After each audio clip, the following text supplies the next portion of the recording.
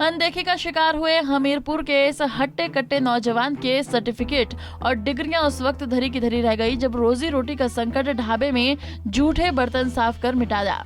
ये दास्तां है विधानसभा क्षेत्र भोरंज के रहने वाले धावक शिव कुमार शर्मा की, जो 16 बार राष्ट्रीय एथलेटिक प्रतियोगिता में भाग ले चुके हैं।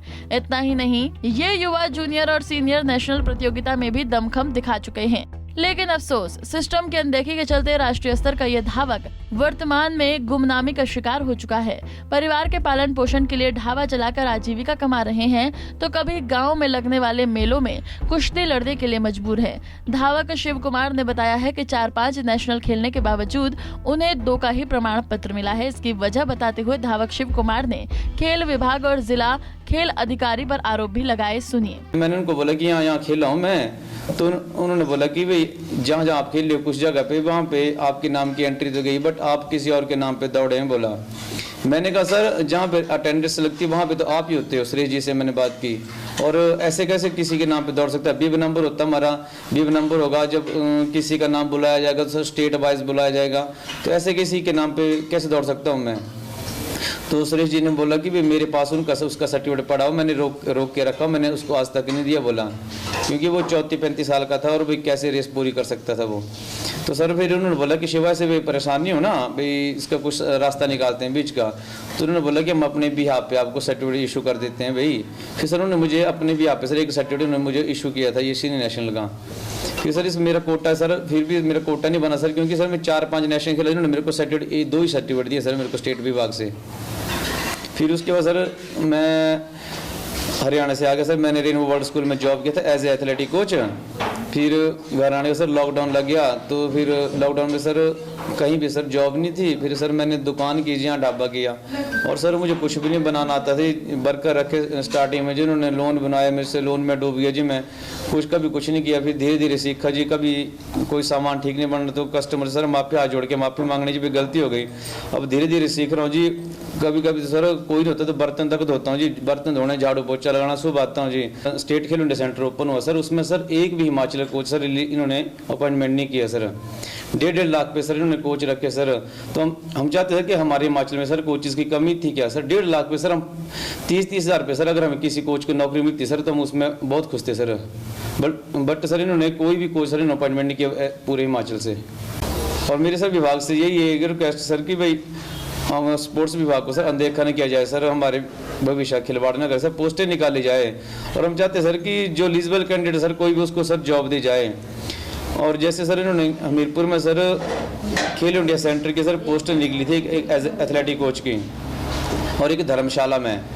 तो सर मैंने जब मैं हमीरपुर गया सर अपना रिज्यूम लेके, तो जहाँ पे sir DSO additional DSO sir पूर्ण कटोच जी, तो उन्होंने मेरे को मना कर दिया कि बोला हमारे पास ऐसी कोई नोटिफिकेशन या ये पीछे से ना कोई लेटर है कि भाई एज ए कोच के लिए। तो मैंने सर उनको लेटर भी दिखाया, तो उन्होंने बोला कि हमारे पास अभी तक ऐसा कोई लेटर नहीं आया है, और जब आएंगे तो आपको बता देंगे। सर मैंने 4-5 चक्कर काटे सर विभाग के। मेरे साथ सर एक बॉक्सिंग के कोच भी गए थे सर, जो as a boxing coach Hamirpur में सर अपॉइंटमेंट है NCO में। तो उन्होंने सर हमें मना कर दिया पूर्ण कोच ने हर बार सर कि कोई अपॉइंटमेंट नहीं है। जब सर सूरज ठाकुर ने सर वहाँ पे ज्वाइनिंग किया सर, तब मुझे पता चला कि सूरज ठाकुर वहाँ पे ज्वाइनिंग कर गया। फिर मेरी सर शिमला डायरेक्टर से सर बात हुई, मेरे पास सर उसकी रिकॉर्डिंग पड़ी है। तो उन्होंने बोला कि आप डायरेक्ट अप्लाई कर दो अगर हमीरपुर में किसी ने ज्वाइनिंग नहीं किया होगा। तो सर जैसे मैं हमीरपुर सर गया वहाँ पे अपने ज्वाइनिंग इसका अप्लाई करने के लिए सर, तो उन्होंने मेरे सर रिसीविंग दिया सर मुझे। तो उन्होंने बोला कि अब यहाँ पे ज्वाइनिंग हो चुकी है, अगर जैसे कोई वैकेंट होगी जगह तो भी आपको बुला लेंगे। सर मैं विभाग से डिमांड करता हूँ सर कि भाई सर मेरी हमें सर अनदेखा न किया जाए सर, हमें सर कहीं ना कहीं इसके सर स्पोर्ट्स विभाग में सर पोस्टें निकाले जाए। और सर मेरी विभाग सर एक तहत से रिक्वेस्ट है सर कि इसको सर मतलब रंजिश न निकाली जाए सर कि हाँ कि मैंने ऐसी बात बोली, ताकि कल को सर मेरे विषय खिलवाड़ किया जाए। और मैं चाहता हूँ कि निष्पक्ष फैसला हो सर कि पोस्टें निकाली जाए सर और इंटरव्यू लिया जाए सर, या चाहे हम बोलते हैं सर डेमोस्ट्रेशन लिया जाए सर, चाहे रिटर्न लीजिए सर, तो इसके सर विभाग पोस्टें निकाले सर। काफ़ी टाइम से सर ये इसको विभाग को अनदेखा कर रहे हैं सर। और सर सरकार के लिए कि हम हरियाणा पंजाब की स्पोर्ट्स पॉलिसी को लागू कर रहे हैं सर। हमारे स्टेट के सर खेल मंत्री विक्रमादित्य जी और नेशनल के स्पोर्ट्स मिनिस्टर अनुराग ठाकुर जी भी अपने हमारे हिमाचल के हॉकी सर स्पोर्ट्स विभाग को देखा कर रहे हैं। तो हम चाहते सर कि हमारी सर पोस्टें निकाली जाए और बस यही है सर मेरी विभाग। वहीं धावक शिव कुमार शर्मा के आरोपों का खंडन कर जिला खेल अधिकारी पूर्णचंद कटोच ने तल्ख तेवर में कहा कि शिव कुमार एथलीट खिलाड़ी नहीं है बल्कि NIS कोच है और ये भी बताया कि किस वजह से उनका चयन नहीं हो पाया। सर शिव कुमार एथलीट नहीं है, वो NIS क्वालिफाइड कोच है, पर 2000 जैसे कि उसने पैसे NIS का मतलब होता है कि जैसे जहाँ भी कोई पोस्टें निकले वहाँ अप्लाई करे। साई में अभी पोस्टें निकली, फिर उसमें हमारी स्टेट में भी 2016 में पोस्टें निकली, उसमें उसने अप्लाई किया था, उसमें उसका नहीं हो सका क्योंकि वहाँ 3 सीटें थी हमारी एथलेटिक्स की, उसमें एक चले गई वुमेन जर्नल को, एक चले गई हमारी OBC को, एक चले गई SC को। तो जो सीटें वो तो चले गई उसमें तो उसका वो नहीं हुआ। जैसे हमारे अनूप राणा है, वो भी सीनियर कोच है, वो भी नहीं लगे। तो इसमें हमारा कुछ ना विभाग ने तो ऐसे किया कि यहाँ एक्सपर्ट रखे हुए थे, युवा सेवा खेल विभाग ने कंडक्ट कराया था या चयन योग से इसको टूर्नामेंट, इसको क्या अपना इंटरव्यू को, जो इंटरव्यू में नहीं पास हुआ उनमें उनका क्या कसूर है। हमारा भी हम कंप्लाइंस कर रहे हैं, हर साल हम देते रहते हैं कि हमारे पास इतनी पोस्टें खाली है, हमारे पास अभी 2 कोच है एथलेटिक्स से, जिला हमीरपुर में काम कर रहे हैं। हम चाहते हैं कि अगर 2 और लग जाएं तो अपने कार्य करें और अपनी जीविका कमाएं। हमारा ही कर्तव्य है, जो NIS करना एक बासकाला जी का वाड़ा नहीं है। जो लोग NIS करके भी ऐसे काम नहीं करते हैं, काम करने के लिए तो बड़ा काम है अगर करना हो तो। मैं 13 साल में कॉन्ट्रैक्ट पे रहा हूँ, 13 साल के बाद मेरे को अभी नौकरी मिली, तो ऐसा है कि कुछ ना कुछ तो करना तो पड़ेगा ही। अगर आप जुड़े हैं किसी संस्था से जुड़े हैं तो जुड़े रहो और कार्य करते रहो, अपना कार्य करो। जब आपने NIS के तो एथलेटिक्स में बच्चे प्रोड्यूस करो। नाम तो है भूपेंद्र ठाकुर ने 18 साल बिना पैसे से काम किया तो भी उनका नाम है आज। और नाम कमाने के लिए ऐसा नहीं कि आप अपनी रोटी कमा रहे हैं, हम खेती बाड़ी तो हम भी कर रहे थे, हम भी कर रहे थे जब हम कोचिंग करते थे।